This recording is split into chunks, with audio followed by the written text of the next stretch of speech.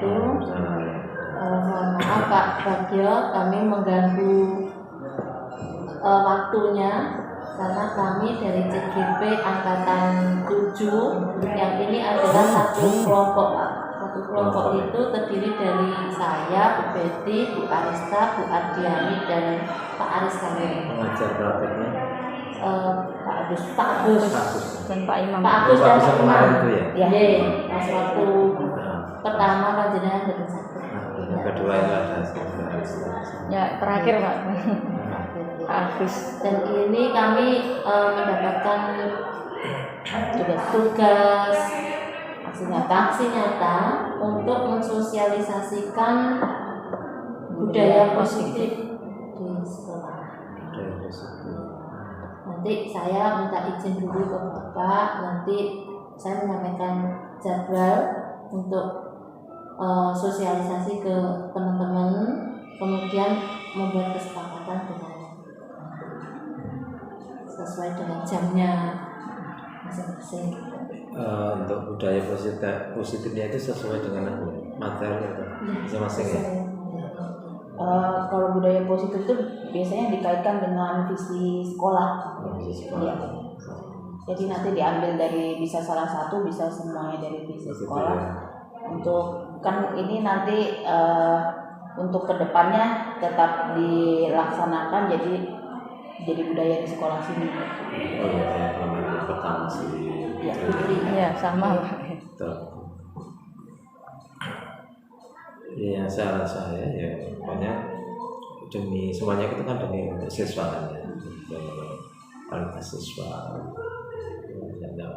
Nanti dikaitkan dengan visi ya. Jadi sekiranya visi kita itu sebenarnya harus ada revisi ya, revisi itu untuk dikembangkan sesuai dengan kondisi KM sekarang. Sekarang kan memang apa ya, berorientasi pada siswa. Kan kenyaman berpihak ya, berpihak pada siswa. Semua itu kan berpihak pada siswa. Nyaman, bisa berinovasi, bisa berkreasi, bisa berekspresi, jangan sedang karya. Intinya kan itu. Monggo nanti dengan dan seterusnya mungkin satu-satu, nggak mungkin bersama atau satu-satu dalam aksi nyata itu. Nanti aksi nyata itu dalam presentasikan kan? Nanti kalau sosialisasi ke teman-teman. Ke teman-teman. Banyak sekali itu. Budaya positif itu kan banyak sekali. Mengenai kata-kata siswa. Apa yang harus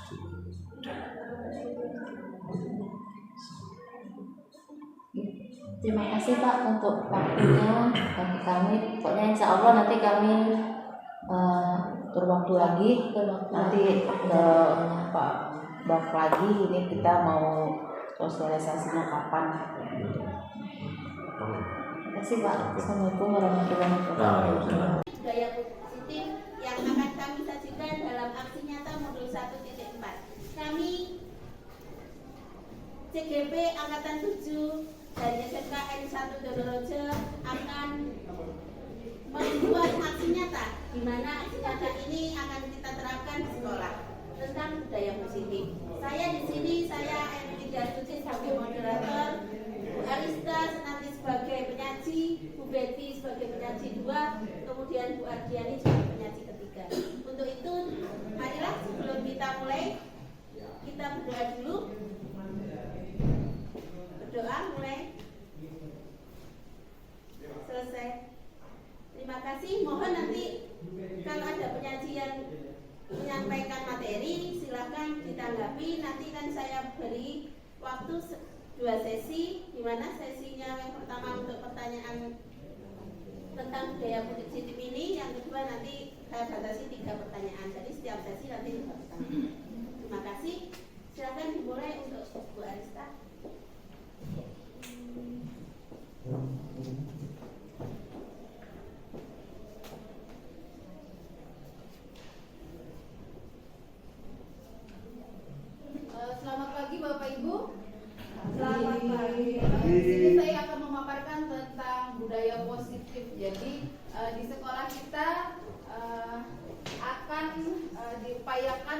menerapkan budaya positif, di mana merupakan perwujudan dari nilai-nilai atau keyakinan universal yang diterapkan di sekolah.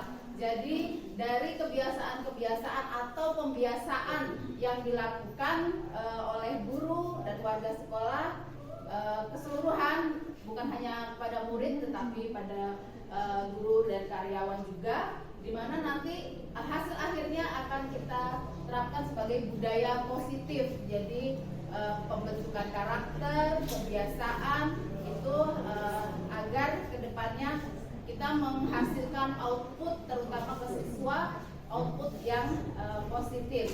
Seperti itu. Latar belakang untuk menerapkan budaya positif di sekolah adalah untuk mendukung terlaksananya pembelajaran yang aman, nyaman, terutama pembelajaran yang berpihak kepada siswa. Jadi bukan lagi kita terapkan siswa itu harus nurut guru, tetapi kita harus mengupayakan agar siswa nyaman di sekolah, terus rajin, dan akhirnya suasana yang diterapkan di sekolah, di kelas itu bisa menunjang bagaimana siswa lebih termotivasi lagi untuk rajin datang ke sekolah dan mengerjakan semua apa yang sudah menjadi kewajibannya di sekolah.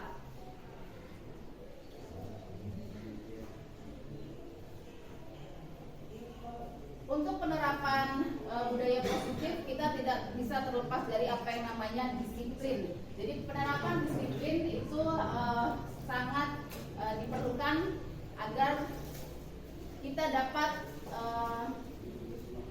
mencapai apa yang ingin kita tuju, yaitu budaya positif yang akan kita terapkan di sekolah.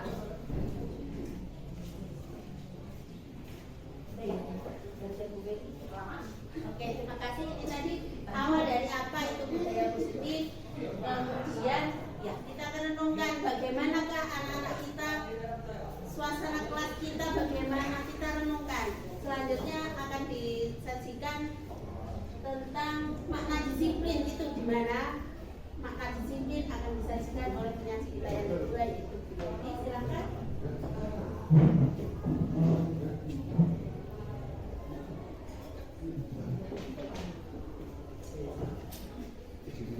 Terima kasih. Selamat pagi Bapak Ibu Guru yang baik hati dan bagaimana? Semangat. Semangat. Oke. Kita lanjutkan. Yang pertama adalah makna positif. Mohon maaf. Tadi sudah disampaikan oleh Bu Arista bahwa yang pertama adalah makna disiplin. Di sini dituliskan bahwa rasa ketaatan dan kepatuhan terhadap nilai-nilai yang dipercaya dan menjadi tanggung jawabnya. Jadi nanti di dalam makna disiplin ini kita akan mengajak siswa untuk menyadari diri sendiri. Jadi disiplin ini tidak harus dari guru, tetapi harus disiplin dari dirinya sendiri. Kemudian di sini kita akan menciptakan ini, terciptanya disiplin positif. Disiplin positif ini adalah pada penerapannya disiplin positif mengajarkan kepada siswa untuk memahami konsekuensi. Siswa lebih diarahkan untuk mengetahui tanggung jawab serta rasa hormat dalam melakukan interaksi dengan lingkungan. Disiplin positif merupakan penerapan disiplin untuk menumbuhkan kesadaran disiplin tanpa menerapkan hukuman, ancaman, sogokan ataupun ujian. Jadi disiplin positif ini kita akan menciptakan anak, ya, kita akan mengajak anak untuk ini. Yang pertama, sadar kita harus tanggung jawab, anak harus tanggung jawab. Kalau yang kemarin-kemarin yang kita lakukan, kita paksa anak itu, ya. Ternyata setelah berkembangnya zaman, kita hanya mengarahkan anak untuk menimbulkan rasa tanggung jawab, sehingga dia anak ini mengetahui konsekuensi dari hal-hal yang kurang baik itu, konsekuensinya apa. Kita mengarahkan di situ supaya anak apa? Ini anak mempunyai rasa tanggung jawab, rasa hormat, dan mau melakukan interaksi dengan lingkungan. Jadi nanti harapannya anak-anak ini di sekolahan ini sudah tidak ada lagi hukuman, ancaman, sogokan atau pujian, tetapi anak ini akan melakukan hal tersebut berdasarkan kesadaran diri sendiri. Kita guru hanya memberikan pertama awal kesepakatan dan ada konsekuensi. Kita buat kesepakatan baru dengan anak-anak, konsekuensinya apa? Kita tinggal nanti menerapkannya. Itu ya, tapi hal ini tidak bisa kita balikkan seperti membalikkan tangan, tapi pelan-pelan kita akan mengubah ke arah tersebut. Oke.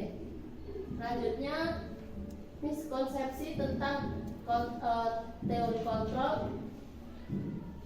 Yang kemarin ilusi guru mengontrol murid, kemudian ilusi bahwa semua penguatan positif, efektif dan bermanfaat, kemudian ilusi bahwa kritik dan membuat rasa bersalah mampu menguatkan karakter. Selanjutnya adalah ilusi bahwa orang dewasa berhak memaksa. Nah, ini adalah miskonsepsi yang selama ini kita lakukan. Jadi anak hanya merasa dipaksa, kemudian bahwa kita harus mengontrol murid. Tapi dengan perkembangan zaman yang kita inginkan dengan adanya kurikulum merdeka, kita hanya bisa mengarahkan ke anak.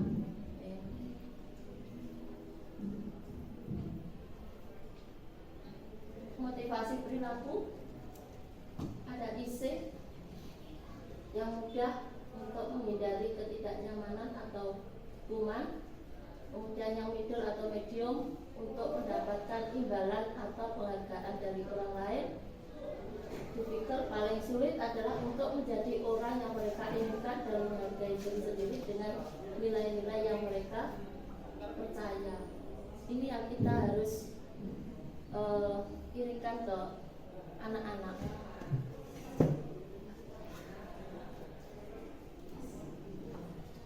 Oke, selanjutnya ada materi yang selanjutnya.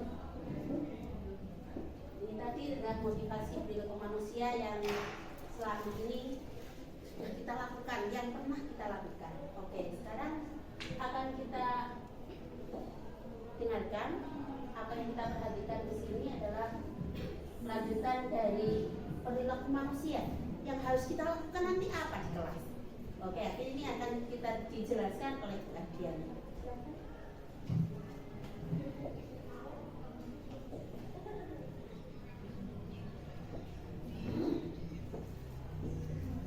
Terima kasih Bu Erni atas waktu yang diberikan. Terima kasih juga Bapak-bapak Ibu guru yang telah berkenan hadir dalam sosialisasi budaya positif di sekolah ini. Ya, seperti yang sudah dikatakan Bu Arista, Bu Betty, bahwa budaya positif ini harus kita pupuk, kita melanjutkan secara berkesinambungan, dan harapannya perilaku yang ditunjukkan oleh anak-anak itu keluar dari hati mereka sendiri, dari kesadaran mereka sendiri, dan guru atau pihak luar itu hanya sebagai kontrol ya, atau pengawas yang memonitor bagaimana perilaku itu agar lebih baik lagi, berkembang ke arah yang lebih baik. Sebenarnya perilaku yang ditunjukkan oleh anak-anak didik kita itu merupakan pemenuhan kebutuhan dasar manusia pada umumnya. Jadi yang pertama, perilaku yang mereka tunjukkan itu atas dasar kebutuhan untuk bertahan hidup. Ya mungkin kita menemui anak-anak yang kadang usil, minta jajan temannya, minta bekal temannya. Ya mungkin itu salah satu cara mereka untuk bertahan hidup ya, karena mungkin sedang lapar jadi ingin makan. Ya, kemudian perilaku yang ditunjukkan itu dengan harapan kebutuhan cinta dan kasih sayang. Ya, kadang murid kita itu kan sering membuat keributan. Setelah kita dekati, kemudian kita ajak ngobrol misalnya, itu kan terus diam. Jadi di situ tuh istilahnya mereka itu caper. Jadi ingin perhatian kita. Kita bisa lebih dekat dengan dia, terus ditanya apa toh sebenarnya masalahnya dan sebagainya. Jadi itu untuk pemenuhan kebutuhan cinta dan kasih sayang. Kemudian kebutuhan kebebasan. Jadi memang pada dasarnya manusia itu ingin bebas ya, melakukan apa yang ia inginkan. Hanya mungkin kalau di sekolah kan ada tata tertib, ada aturan yang harus anak-anak atau semua guru ini yang harus kita taati. Jadi ya sebagai guru kita mungkin bisa memahami bahwa mereka sedang, kalau peserta didik kita kan tataran SMK ya. SMK itu istilahnya sedang mencari jati diri atau mungkin sedang apa ya, keren-kerennya ya, untuk memenuhi keinginan mereka, jati diri mereka. Jadi kita sebagai guru itu harus lebih bersabar menghadapi mereka. Kemudian, nah ini juga, jadi ada kebutuhan untuk memenuhi kesenangan. Jadi mungkin kalau kita menganggap anak itu usil ya, mengganggu temannya, tapi menurut dia mungkin dia senang karena nanti bisa diperhatikan gurunya dan diperhatikan temannya. Jadi dia ada kepuasan tersendiri ya, melakukan keusulan atau keisengan itu. Kemudian ada juga ini untuk memenuhi kebutuhan kekuasaan ya, atau power ya. Jadi dia merasa punya kekuasaan, bisa menguasai teman-temannya di kelas gitu ya. Sebagai seorang pemimpin ya memang itu bagus ya kalau dikembangkan ke arah yang positif ya. Berikutnya, nah ini jadi harapannya apapun yang dilakukan siswa untuk hal-hal yang positif sehingga membudayakan kebiasaan-kebiasaan yang positif itu kan lahir dari kesadaran mereka. Dan kita sebagai guru ini hanya mengembangkan, memonitoring atau sebagai kontrol ya untuk mengarahkan terus perilaku-perilaku yang baik itu agar lebih baik sehingga jadi kebiasaan-kebiasaan atau budaya yang positif. Nah, di sini ada tipe guru sebagai kontrol ya. Yang pertama itu tipe penghukum. Jadi kalau sudah berhadapan dengan siswa yang dirasa sudah melanggar tata tertib, ya langsung, wah kamu melanggar ini, kamu harus dihukum. Hukumannya sesuai yang sudah disepakati di sekolah. Nah, tanpa basa-basi ya, tanpa ada peringatan atau tanpa ada nego dengan murid, ya itu langsung menghukum. Kemudian ada yang, nah ini sebagai pembuat rasa bersalah. Mungkin kebanyakan kita seperti ini. Kalau kita menemukan anak yang melakukan kesalahan, kita akan, ya Allah nak, bagaimana toh kok bisa kamu mengerjakan ini? Apa enggak kasihan kalau ini rusak nanti orang tuamu mengganti? Nah itu kan, jadi anak merasa, iya ya bersalah. Ya saya kok bisa melakukan ini, bagaimana ya? Seringnya kan seperti itu. Kamu loh sekarang sudah SMK, sampai umur 15 tahun, apa sih yang sudah kamu lakukan untuk kebaikan dirimu, kebaikan orang lain? Kok terus saja berbuat salah yang melanggar hukum? Nah itu ya, sering jadi rasa bersalah anaknya. Kemudian ada posisi kontrol guru sebagai teman ya. Mungkin juga sering kita lakukan ya. Kita karena murid kita kan SMA ya, SMK ya, tatarannya sudah dewasa, jadi kita anggap sebagai teman. Ayo nak, segera dikerjakan ya, biar cepat selesai. Nanti juga nilaimu kan bagus kalau cepat selesai. Atau mungkin kebetulan guru piket, ayo nak, segera dikerjakan. Nanti kalau guru kelasmu datang, tugasmu belum selesai, nanti guru yang kena. Dikiranya guru belum menyampaikan tugas ini di kelas. Ayo, segera dikerjakan. Nah, sebagai teman ya, enak ngobrolnya. Mungkin seringnya juga seperti ini, seperti Bu Yuni ya. Ya, itu kan kalau dengan murid CS banget. Kemudian ya, ada yang sebagai pemantau. Jadi mungkin kalau siswa sudah melakukan kesalahan, kemudian dia berjanji, oh ya Bu, saya siap ya, memperbaiki kesalahan saya. Besok saya berangkat sebelum jam 7 pokoknya sudah sampai sekolah. Nah itu sudah di depan gerbang. Ayo, kamu kemarin janjinya ya jam 7 kurang sudah sampai sekolah. Nyatanya terlambat lagi. Terus besoknya seperti itu. Jadi dicek. Atau sampai sekolah di kelas, nah itu dicek terus oleh guru tipe ini ya. Jadi dipantau terus sampai menurut guru ini anak-anak itu sudah bisa melakukan hal yang sesuai dengan tata tertib. Nah, yang dianjurkan sebagai guru ini yang tipe kontrol manager. Ya. Jadi guru ini bisa pertama bisa bernego istilahnya atau berunding dengan anak untuk menyadarkan anak tersebut bahwa apa yang sudah dilakukan itu salah, misalnya terlambat. Nah, hari ini apakah kamu masuk tepat pukul 7 di sekolah? Oh maaf Bu, saya terlambat. Ya maaf karena anak bisa mengeluarkan alasannya. Kamu tahu kalau itu sebenarnya tidak sesuai dengan tata tertib. Ya Bu, saya tahu. Terus bagaimana agar kamu bisa memperbaiki kesalahan itu? Nah, anak mengungkapkan ya solusi dari permasalahan yang dihadapi, sehingga itu terlahir dari dirinya sendiri. Dia sadar kalau yang dilakukan salah, kemudian dia bisa menemukan solusi atas kesalahan itu. Ya, dan dia besoknya dengan kesadaran diri, karena kemarin saya sudah menemukan caranya, ya saya harus melakukan cara yang sudah saya lakukan kemarin ya. Dan ya guru hanya mengarahkan saja, oh ya sudah bagus ya, seperti itu. Nah, harapannya seperti ini ya. Jadi tidak menghukum, tidak sok merasa berbuat salah, walaupun kadang kita seperti menyadarkan ya.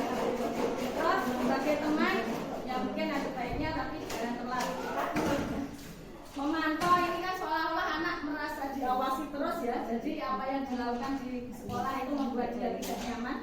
Nah, yang bagus ini yang manajer. Jadi kita mengatur, mengarahkan bagaimana anak itu sadar dengan kesalahannya sendiri, bisa mencari solusi atas kesalahannya dan melakukan solusi yang sudah ia temukan itu sendiri.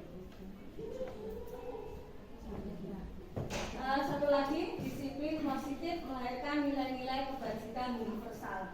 Jadi namanya kebiasaan positif itu pasti berlaku secara universal. Sudah disepakati oleh kebanyakan orang ya. Tidak mungkin hal yang positif itu hanya disepakati oleh sebagian kelompok. Nah, di sini kita kaitkan dengan karakter yang diinginkan oleh pemerintah dalam kurikulum Merdeka saat ini ya. Jadi siswa itu bisa menunjukkan profil pelajar Pancasila. Ya. Sini ada berkebinekaan global. Nah, jadi siswa itu bisa ya, memahami dirinya bahwa mereka itu tidak mayoritas, tapi bersama dengan siswa yang lain, guru yang lain, atau komunitas yang lain yang mereka harus bisa beradaptasi, bisa hidup bersama-sama. Kemudian beriman, bertakwa kepada Tuhan Yang Maha Esa dan berakhlak mulia. Ya, jelas ya, apalagi di sekolah kita di SMK 1 Donorejo itu wilayahnya dekat pesantren ya. Nah, jadi harapannya karakter anak yang ini ya terus semakin mantap untuk baik dikembangkan di sekolah ini dengan budaya-budaya yang sudah ada ya. Mulai dari pertama awal pembelajaran kita sudah membiasakan untuk membaca Al-Quran. Nah, kemudian berdoa bersama. Berikutnya untuk sholat zuhur berjamaah itu selalu sudah ada pembiasaan di sekolah kita. Kemudian sholat Jumat sudah ada. Sekaligus juga peringatan-peringatan hari keagamaan juga selalu kita laksanakan. Di situ kita berharap siswa kita semakin tebal rasa keimanannya pada Tuhan Yang Maha Esa. Kemudian mandiri. Nah, ini ya. Kita juga harus membiasakan anak-anak itu untuk punya kemandirian, ya, punya rasa tanggung jawab. Ya, memang kita harus selalu mengingatkan agar anak misalnya ya mengerjakan tugas itu seringnya kan itu ya langsung lari ke Google atau minta tolong teman dan sebagainya, padahal sebenarnya itu dia mampu untuk mengerjakan sendiri. Nah, hanya mungkin malas atau gimana ya. Nah, jadi kita harus ya kurang percaya diri ya Bu ya, kalau sebenarnya dia mampu untuk mengerjakan tugas. Kemudian bernalar kritis ya. Jadi untuk tataran SMK di sekolah kita, ya, anak-anak itu sudah kategorinya dewasa ya. Jadi sudah bisa memilih mana yang baik, mana yang buruk, mana perilaku yang terpuji yang sebenarnya harus dia pilih untuk dilakukan daripada yang hal-hal yang buruk. Kemudian secara intelektual, kognitif, mereka juga sebenarnya sudah mampu ya untuk memahami berbagai macam mata pelajaran yang diajarkan, kemudian mengaplikasikan dalam kehidupan sehari-hari. Kemudian kreatif, nah ini pas sekali ya, karena kita mengajar di SMK, banyak kompetensi, keahlian itu yang diajarkan dari berbagai macam jurusan. Jadi di sini harus benar-benar dikuatkan karena memang tujuan anak-anak masuk ke sekolah ini kan punya skill, punya keterampilan. Yang masuk ke tata busana kan mereka juga ingin jadi ya, desainer, ya, ahli dalam membuat menjahit baju dan sebagainya. Yang pengen masuk ke teknik otomotif ya mereka memang ingin nanti ketika dia setelah keluar dari sekolah ini, lulus dari sekolah ini yang mampu mengerjakan seluruh hal-hal yang berkaitan dengan otomotif ya, bisa buka bengkel, kemudian servis, reparasi mobil dan sebagainya. Kemudian yang ketiga yang kita harus kuatkan, kita kembangkan adalah gotong royong. Nah, gotong royong di sini dalam hal yang positif ya, bagaimana anak-anak bekerja sama untuk menggiatkan diri dalam kegiatan-kegiatan yang sudah ada di sekolah, dalam pembelajaran, kemudian ekstrakurikuler. Dia harus bisa bekerja sama dengan temannya, berbagi tugas agar tugas-tugas yang disampaikan yang harus dia kerjakan itu bisa terselesaikan dengan baik dan cepat.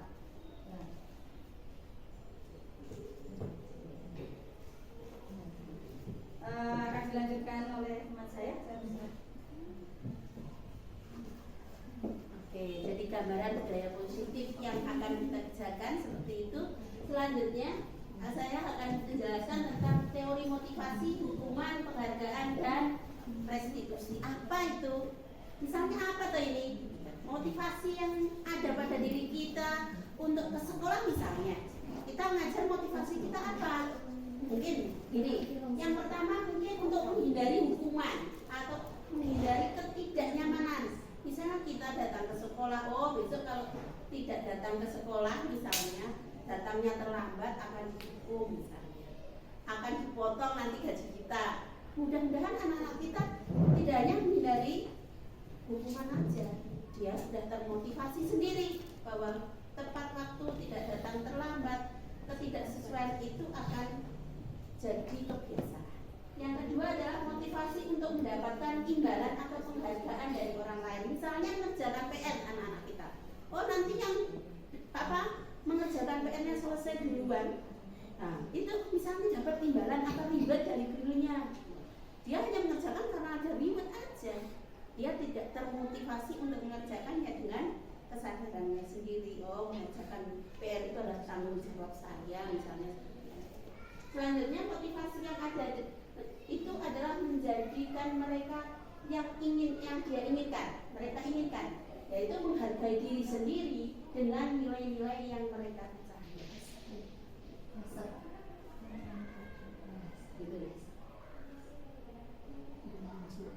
Oke, jadi motivasi yang ada pada diri anak itu seharusnya yang ketiga bukan hanya menghindari hukuman, tidak hanya penghargaan. Apakah penghargaan nanti kita boleh lakukan?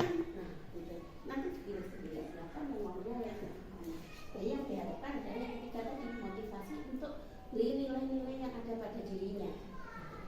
Oke, tindakan yang memberi penghargaan sama dengan menghukum. Inilah yang harus kita pikirkan.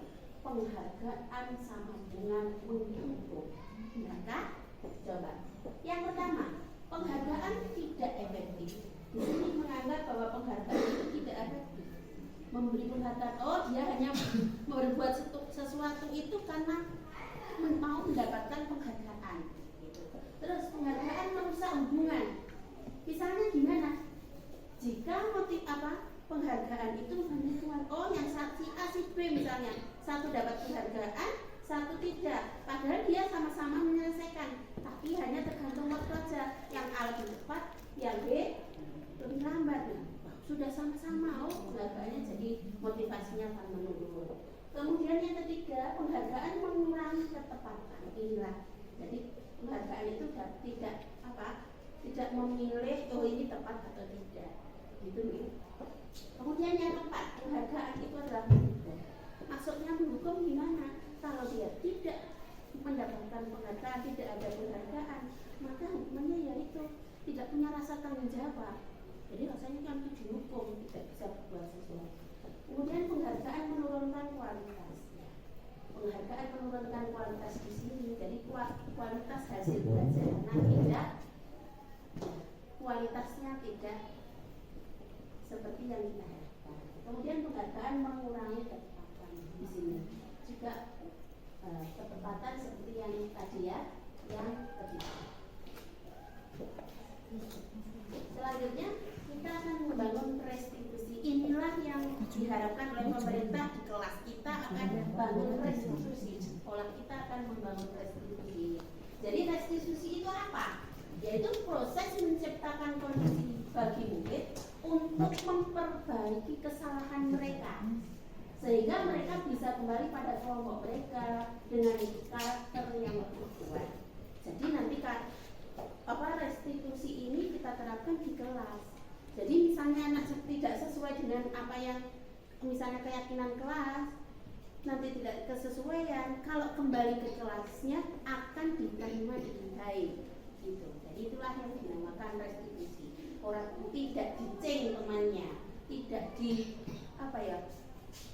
temannya. Nah, diharapkan mereka kembali lagi untuk belajar.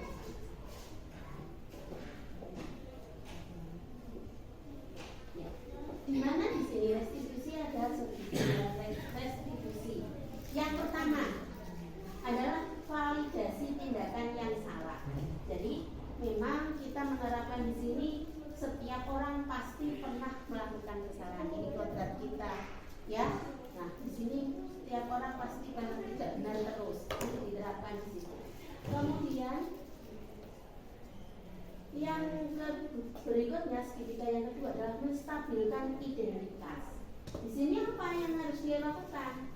Kamu tentunya punya alasan mengapa melakukan ini. Jika siswa kita melakukan kesalahan, jadi kita mesti anak itu kan punya alasan yang masuk akal yang dapat dia sampaikan kepada kita.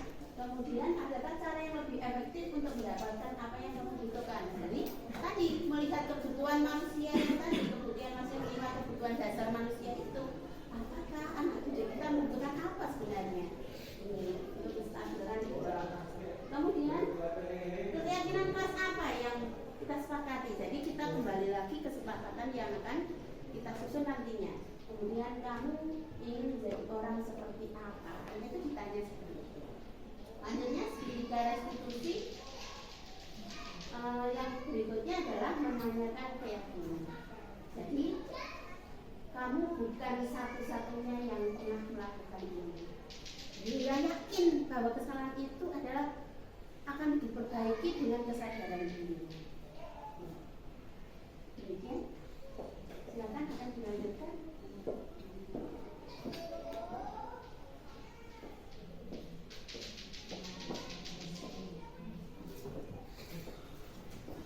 Baik Bapak Ibu, bagaimana ngantuk? Ngantuk ya, kalau gitu mari kita coba dulu. Tepuk 1, tepuk 2, tepuk 3, tepuk 1, 2, 3. Oke, terima kasih. Setidaknya sudah bisa untuk menghangatkan suasana. Ya walaupun yang tepuk tangannya, tapi saya rasa semuanya bisa fresh lagi, biar nggak ngantuk lagi. Kelihatannya di sana Bu Silvi juga agak ngantuk tadi ya. Terima kasih. Sekarang ternyata udah mulai sehat lagi. Baik Bapak Ibu, ini saya akan sedikit menggambarkan tentang keyakinan kelas. Jadi untuk keyakinan kelas ini saya rasa yang kita terapkan di sekolah kita selama ini adalah bukan keyakinan, tetapi adalah tata tertib, gitu ya. Jadi yang biasanya kita temui itu tata tertib sekolah atau tata tertib kelas.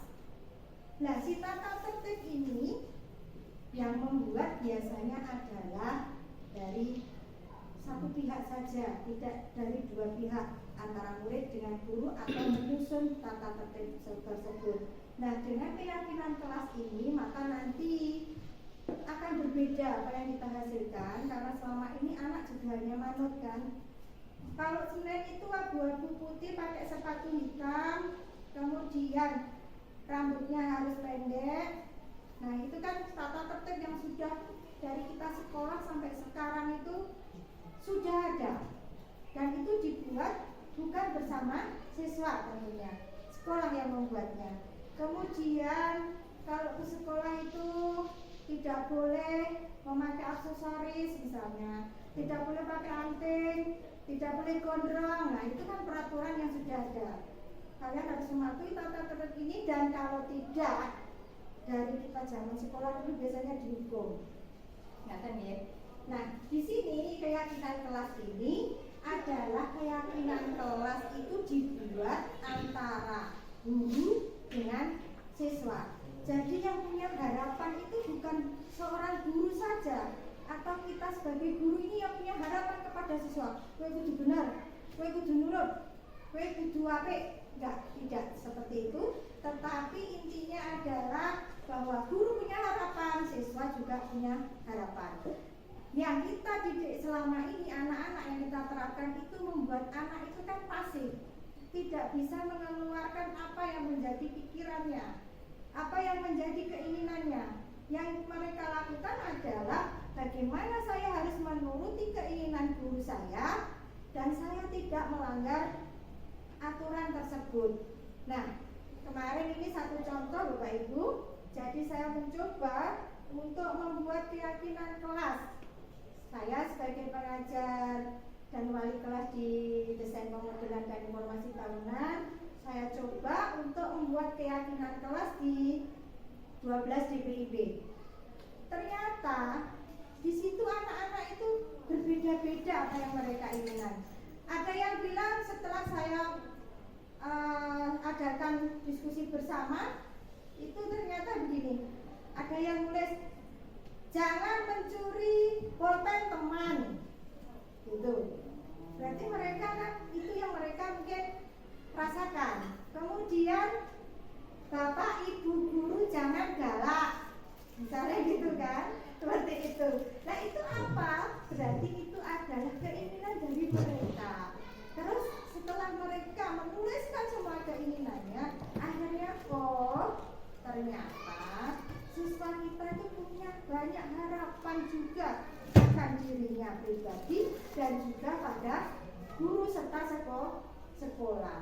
Nah, itu yang membuat akhirnya kalau kita berusaha untuk membuat keyakinan kelas ini menjadi benar-benar kita ciptakan, kita buat bersama-sama dengan kesepakatan dengan siswa, saya rasa hasilnya akan lebih optimal atau lebih maksimal dari yang sebelumnya. Karena selama ini kita hanya pokoknya ada aturan-aturan di sekolah, tetapi yang kita bahasa yang ternyata lebih elegan dan lebih baik yang harus kita terapkan sebenarnya adalah keyakinan, baik di kelas maupun di sekolah. Itu untuk keyakinan kelas. Terus kemudian satu lagi ya. Nah, ini ada pembentukan keyakinan kelas. Jadi keyakinan kelas, kalau yang kemarin itu untuk apa namanya, bukan keyakinan yang kita buat selama kurun waktu berpuluh-puluh tahun itu, sifatnya itu di dalam keyakinan itu abstrak. Kemudian dan lebih rinci serta konkret. Jadi benar-benar itu adalah lebih rinci, lebih konkret. Jadi rinci tetapi konkret. Nah, kalau kita benar-benar jalankan rinci tetapi benar-benar konkret, sesuai dengan keadaan yang ada dan sesuai dengan harapan bersama, maka ini bisa dilaksanakan dan bisa terwujud sesuai dengan yang kita harapkan. Ini sangat bagus sekali. Kemudian keyakinan kelas berupa pernyataan universal. Jadi kalau pernyataan bukan pertanyaan tapi pernyataan. Kalau namanya pernyataan berarti apa yang keluar dari diri kita, yang kita nyatakan, yang kita ucapkan, yang kita sampaikan itu adalah sebuah pernyataan yang sifatnya universal sekali. Jadi nggak ada batasannya dulu, maksudnya mereka boleh aja menyampaikan apa yang ada di dalam unek-unek ke dalam hatinya, dan tidak ada batasan dulu. Pokoknya ini biasanya harusnya cuma satu bintang titik.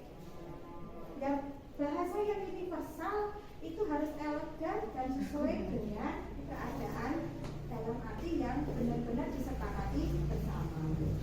Kemudian pernyataan keyakinan kelas harus di dalam bentuk yang positif. Misalnya begini, ada keyakinan kelas tetapi anak mungkin menuangkan atau guru menuangkan, seperti contoh siswa menuangkan di dalam tulisannya ada istirahatnya diperpanjang, ada jam tidur, ya misalnya seperti itu kan, itu bukan hal yang positif. Nah berarti hal yang sedemikian walaupun itu adalah mereka ungkapkan dari perasaan mereka masing-masing, tapi harus mempunyai kesepakatan bahwa itu halnya adalah yang baik atau tidak. Kemudian keyakinan kelas sebenarnya tidak terlalu banyak sehingga mudah diingat dan dipahami oleh semua warga kelas. Kalau perlu di keyakinan kelas itu singkatan yang menjadi jargon. Nah, jadi anak-anak begitu masuk jargon saya kelas 12 DPB itu apa, LKJ apa, itu punya jargon masing-masing. Di dalam jargon itu sudah tertulis, misalnya kalau kita sering lihat ya Bapak Ibu di desa-desa itu kan ada misalnya kalak sakti seperti itu, S-nya apa ya, jadi jargon. Sakti itu jadi jargon. Nah, monggo mungkin kita juga, saya pribadi juga bisa menerapkan ini agar mudah diingat oleh siswa. Kita harus membuat jargon-jargon yang unik, antik, tapi menarik gitu. Terus keyakinan kelas sebagai satu yang dapat diterapkan di lingkungan tersebut. Jadi buat aturan, buat kesepakatan, tetapi harus bisa diterapkan. Tidak mungkin akan membuat aturan tetapi tidak bisa diterapkan untuk diri kita sendiri atau di lingkungan sekitar. Jadi yang relevan dengan lingkungan yang ada gitu. Terus kemudian semua warga kelas hendaknya ikut berkontribusi dalam pembuatan keyakinan lewat kegiatan curah pendapat. Itu yang saya sampaikan. Jadi semua warga kelas semuanya terlibat. Mereka punya opininya masing-masing, punya keyakinan masing-masing, punya keinginan masing-masing yang kita rangkum bersama, kemudian akan kita jadikan suatu keyakinan di dalam kelas itu agar mereka komitmen bersama-sama, karena itu adalah sudah dijalankan atau dituangkan bersama-sama dan sudah disepakati bersama-sama. Kemudian bersedia meninjau kembali keyakinan kelas dari waktu ke waktu. Jadi dari waktu ke waktu tentunya keyakinan kelas itu akan bisa berubah. Tahun 2023 tentu akan berbeda dengan 2024 karena dari segi apapun kita itu harus mengikuti perkembangan zaman, perkembangan dari dunia pendidikan, perkembangan dari apapun perilaku dan lain sebagainya yang berkembang, yang kemudian sewaktu-waktu maka kita akan bersama-sama untuk meninjau kembali keyakinan kelas di kurun waktu tertentu sesuai dengan kesepakatan bersama. Baik Bapak Ibu, ini yang dapat kami sampaikan. Terima kasih banyak, semangatnya luar biasa. Semoga apa yang dapat kita sampaikan tadi bermanfaat bagi saya pribadi, juga dari teman-teman semuanya. Barokah buat kita semua, tetap semangat, sehat selalu. Salam dan bahagia dari kami. Wassalamualaikum warahmatullahi wabarakatuh. Waalaikumsalam.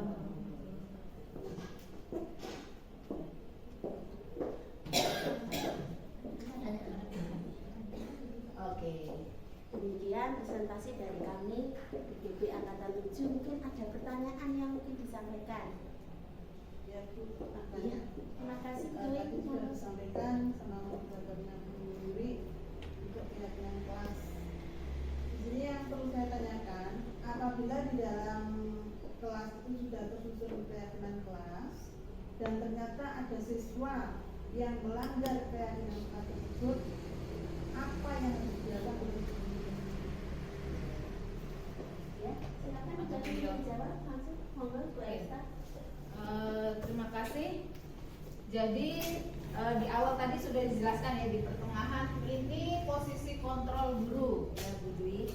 Nah, yang diharapkan itu kita sebagai guru menjadi manajer. Jadi bukan kita langsung menghukum, bukan kita membuat anak merasa bersalah di situ, tapi kita harus mencari akar permasalahannya. Ditanya dulu anaknya bagaimana, kenapa dia berbuat salah.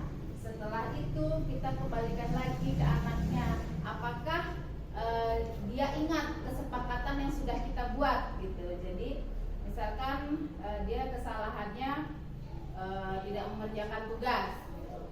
Nah, di awal pembelajaran kita pasti kalau sudah membuat kesepakatan, membuat istilahnya apa yang diingini anak dan apa yang guru inginkan juga sudah menjadi satu keputusan bersama, itu kita kembalikan ke anaknya. Kamu ingat nggak dulu kita membuat kesepakatan seperti apa? Kalau melanggar, apa yang harus menjadi konsekuensi dari tindakan yang kamu lakukan? Jadi di dalam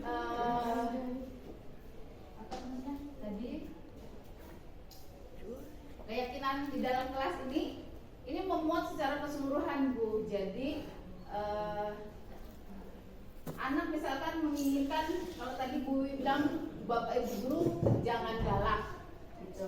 Nah, dari Bapak Ibu guru pun menginginkan juga kalau kalian tidak mau Bapak Ibu guru galak, berarti kalian harus mengikuti apa yang Bapak Ibu guru inginkan gitu. Kalau wajib mengerjakan tugas, berarti kalian juga harus mengerjakan tugas tepat waktu. Jadi seperti itu. Jadi karena ini merupakan keyakinan, tidak ada hukuman atau terutama hukuman fisik, karena kita sekarang sudah tidak boleh. Tapi kita kembalikan lagi konsekuensinya apa. Kamu dulu sepakat kalau tidak mengerjakan kelas itu apakah nanti kamu minta waktu 1 hari misalkan baru kamu kerjakan, terus dikumpulkan lagi, atau misalkan kalau tidak mengerjakan berarti konsekuensi yang saya harus terima adalah saya harus meminta maaf misalkan tidak mengerjakan, terus saya harus menyampaikan di depan kelas karena saya sudah istilahnya mengganggu teman-teman yang lain, menghambat pembelajaran dari teman-teman yang lain misalkan seperti itu. Jadi sudah tidak ada lagi hukuman yang kita berikan kepada siswa, tapi dari kesepakatan menjadi keyakinan di dalam kelas itu bagaimana apabila mereka melanggar. Jadi seperti itu. Jadi kedepannya kita sebagai Bapak Ibu guru itu tidak boleh lagi menerapkan anak-anak itu harus ikut kita, harus ikut apa yang kita inginkan, tidak. Tapi sebelum memulai kegiatan pembelajaran, kita buat kesepakatan dan keyakinan kelas itu. Jadi istilahnya ada timbal balik antara siswa dan guru, tetapi tidak memberatkan satu pihak dan harus tidak satu arah, tapi dari 2 arah. Jadi seperti itu. Terima kasih. Terima kasih. Dari gini, garis bawahi di sini keyakinan kelas yang kita susun juga disusun lagi konsekuensinya. Jadi antara kesepakatan antara guru dan murid itu keyakinannya apa, konsekuensinya jika melanggar yang kita susun biar gampang mengontrol anak-anak kita. Jadi kita sendiri yang akan gimana ya, pikiran kita tidak pusing hukuman apa yang tadi kan sudah ada konsekuensi yang telah disusun bersama, sehingga kesepakatan itu bisa kita perhatikan. Demikian. Mungkin ada pertanyaan yang lain? Ada pertanyaan yang lain? Silakan dilihat. Tadi kan sebelum membahas terkait dengan keyakinan kelas itu kan diawali dengan budaya positif nih Bu. Nah, apakah keterkaitan antara budaya positif dengan keyakinan kelas ini, kemudian bagaimana keduanya itu saling mendukung untuk menuju maksudnya mencapai tujuan pendidikan atau mencapai tujuan bersama di sekolah. Oke, silakan bantu. Oke, saya bantu ya. Bu Iwi, monggo. Terima kasih Bu Ria. Pertanyaan luar biasa ya. Pertanyaannya luar biasa sekali, super mantap. Jadi antara budaya positif dengan keyakinan kelas, saya rasa kaitannya sangat erat sekali. Sesuatu budaya yang positif, budaya yang baik, yang sudah itu akan mencerminkan atau menghasilkan suatu keyakinan kelas yang hebat pula.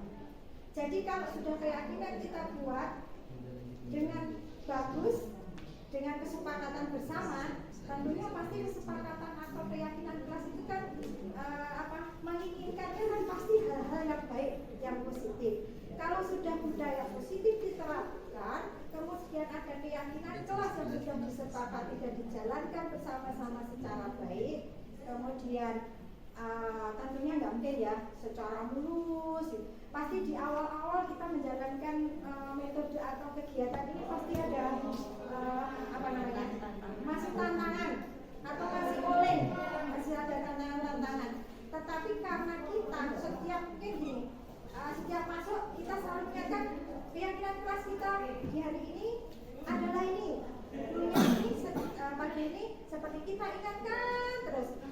Dengan kita mengingatkan keyakinan kelas itu, hal-hal yang tercipta atau tercantum di dalam keyakinan kelas itu, maka budaya positif atau apa dengan seiring waktu, kalau kita insya Allah dengan semangat konsisten untuk melakukannya dan semuanya bekerja sama, bukan hanya 1-2 orang guru saja, tetapi kita bekerja sama di lingkungan sekolah ini, seluruh warga sekolah ini adalah bekerja sama untuk mewujudkan itu, akan terwujud dan terkait antara budaya positif dengan keyakinan kelas tersebut. Mungkin itu ya, saya hanya membantu. Monggo, ada yang tambahkan? Ada yang menambahkan?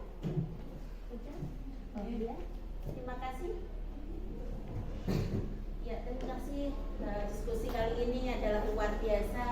Semoga ini dapat bermanfaat bagi kita, yang nantinya kita akan sebagai guru yang diharapkan murid-murid dari murid-murid itu akan senang dengan guru-gurunya, ya, yang dimana akan membawa budaya positif di sekolah kita. Dan budaya positif ini akan tercipta jika kita saling bekerja sama. Demikian, terima kasih atas dukungan dan yang luar biasa. Terima kasih partisipasinya dan mohon maaf jika ada banyak yang tidak berkenan dan banyak salah. Terima kasih. Wassalamualaikum warahmatullahi wabarakatuh. Waalaikumsalam.